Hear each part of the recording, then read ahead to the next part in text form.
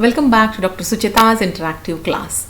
The readings given in these online practical demonstrations are not ideal ones. These are given under the situation of COVID-19. They may change in actual practice performation due to chemical error, personal error, temperature and other conditions too. Today we are going to learn one of the online practical demonstration where we are going to analyze a given binary mixture of cations by spectrophotometrically.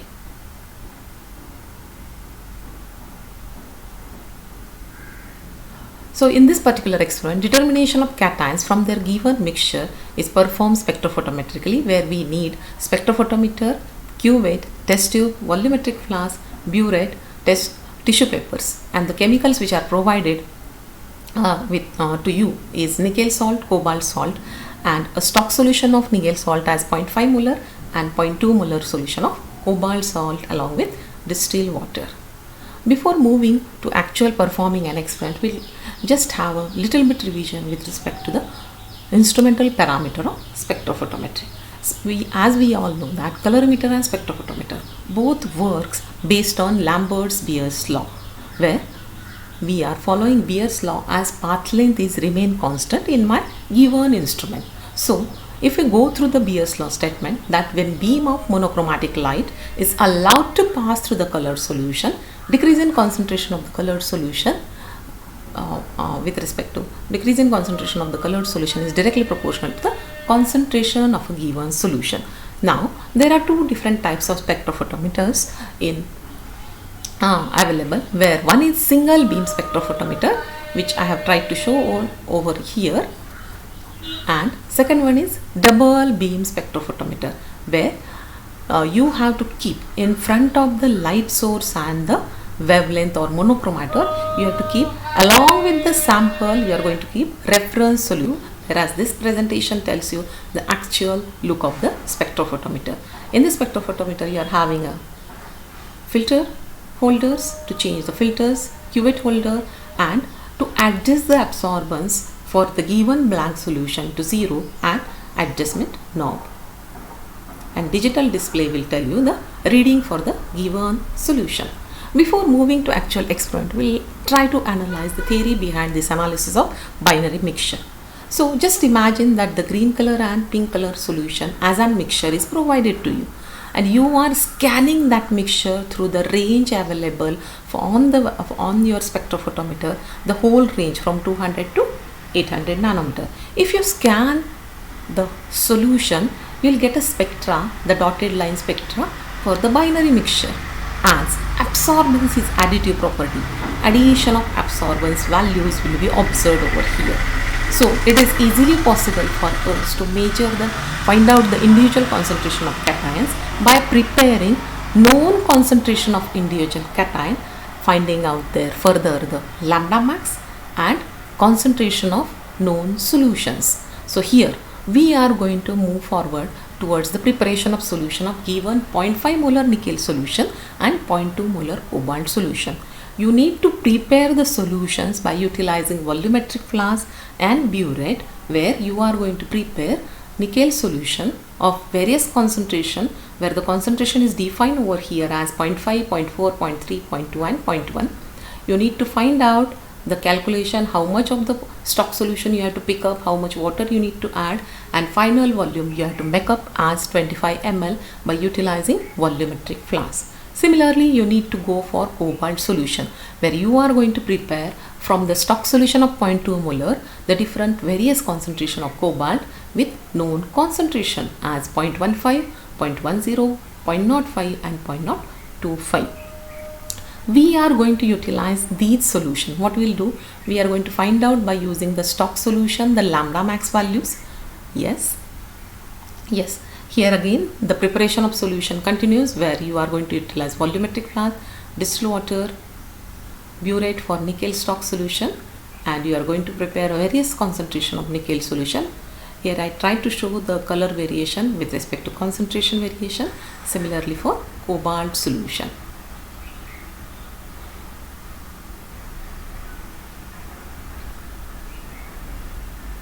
Yes, after preparing the solution, the next task is to find out maximum absorbing wavelength for solution 1 and solution 2, that is 0.5 molar nickel solution and 0.2 molar nickel solution, where we are going to use blank or reference as a distilled water. We are going to scan from the available filter. For each of the filter we are going to find out absorbance. Yes, so we'll start with the 0.5 molar nickel solution. These are the various wavelengths available on my spectrophotometer.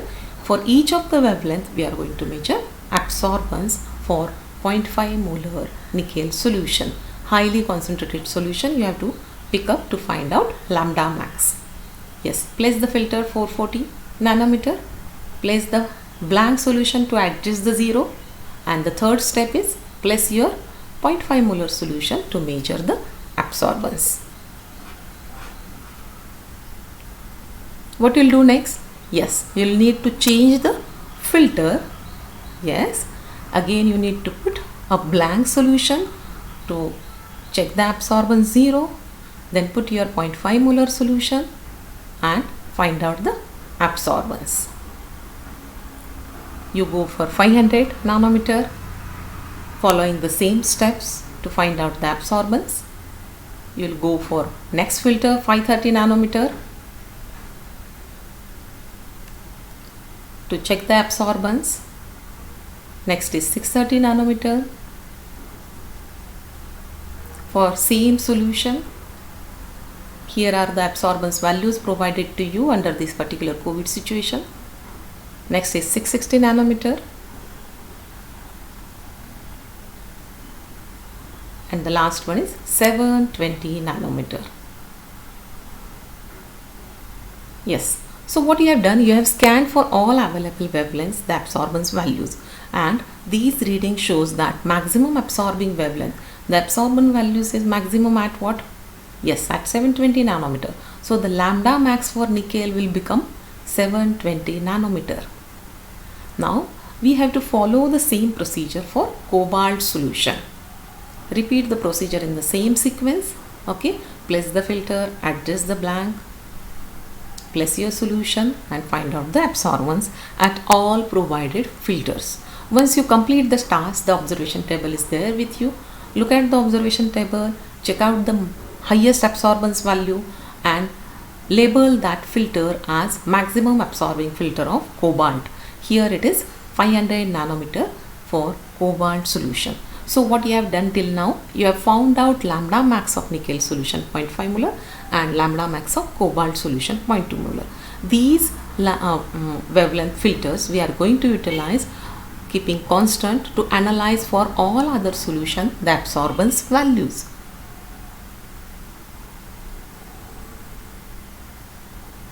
Yes, so this observation table tells you that this nickel solution, known concentration, 5 known concentration solutions which you have prepared, for these all nickel solution, for nickel solution the lambda max is 720 nanometer, which is the lambda 1, solution 1 lambda 1. You are scanning and you are finding out absorbance values for all this solution at lambda 1. Similarly, you go for finding out the absorbance value for lambda 2. Lambda 2 how you have obtained? By scanning the cobalt solution 0.2 molar for all available filters. So at 500 nanometer, keep all these solutions and find out their absorbance values. Similarly, you go for cobalt solution to find out the absorbance values at lambda 1 and lambda 2. So this table is ready for you to go further the graphical calculations. Before going towards the graphical calculation, we need to find out what? Binary mixture absorbance values at lambda 1 and lambda 2. Yes, the binary mixture you have to pick up, put it at lambda 1, that is 720, and at lambda 2, that is 500 nanometer. Find out the absorbance values. These absorbance values are A1 and A2, which you need to put further in your equation to find out the concentration of individual cation.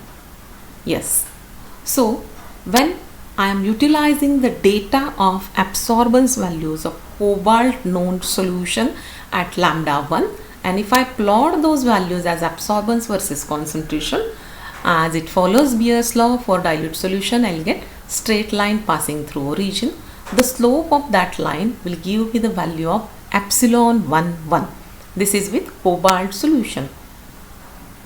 And then for this is with nickel solution, and then for cobalt solution I'll scan at lambda 1, where I'll get a straight line with lower absorbance values, and slope I'll get at epsilon 2 1. Similarly, for cobalt solution I'll scan at lambda 2. At lambda 2 I'll obtain higher values, as it is an maximum absorbing wavelength for cobalt 500 nanometer. And for nickel it will show definitely the low values. Slope of that will be epsilon 2 2 and epsilon 1 2 respectively. These epsilon values and absorbance values of binary mixture at lambda 1 and lambda 2. If I place all these values, keeping in mind that the value of B remains constant, I can find out the value of C1 and C2 by solving these equations simultaneously. I'll get this equation C1 and C2. Substitute the values of all epsilon values A1, A2, and you will find out C1 and C2. For that you need to draw the graph with the values provided to you. When you draw the graph, when you complete this task, this is for nickel solution at lambda 1, this is for cobalt solution at lambda 1. Similarly, lambda max of cobalt solution at lambda 2, you will get cobalt solution upstairs absorbance values and nickel solution downstairs. This will give you more clear picture about the epsilon calculation. Then substitute that in the following equation and find out C1 and C2. Provided you have to report always your result in result tabular form, where you have to report the data in terms of C1 and C2 as nickel concentration and cobalt concentration in moles per liter. This is a simple assignment for you to check out the knowledge behind this particular experiment, which should be known to you before you are performing the experiment or giving an online practical examination. Yes, this is a simple revision for you with respect to the variation in colorimeter and spectrophotometer. Their instrumental parameters are being taken into consideration and the variation is provided to you, which will be very useful for you to attain the oral examination. I'll request you to revise both the topics with respect to basic concept and applications. Thank you.